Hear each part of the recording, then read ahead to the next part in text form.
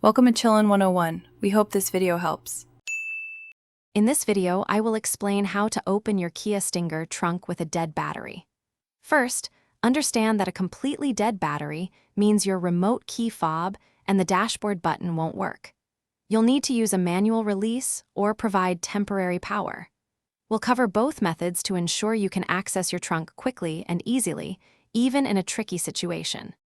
If you can access the vehicle's interior, this is often the easiest method. Fold down the rear seats to create an opening into the trunk space. Once inside, look for a small, glow-in-the-dark handle or lever. This is the emergency trunk release. Give it a firm pull, and the trunk latch should disengage, allowing you to open it. Another effective way is to provide temporary power. Open the hood and locate the fuse box, often on the driver's side. Inside, you'll find a positive terminal, usually marked with a plus sign.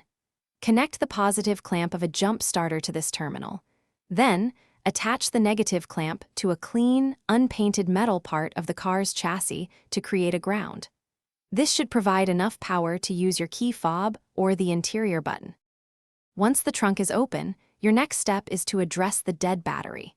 You'll need to either jump start the car and recharge the battery by driving, or replace the battery entirely if it's old or faulty. Always check the battery terminals for any corrosion and clean them if necessary. Regular battery maintenance helps prevent these situations from happening again. Thanks for watching.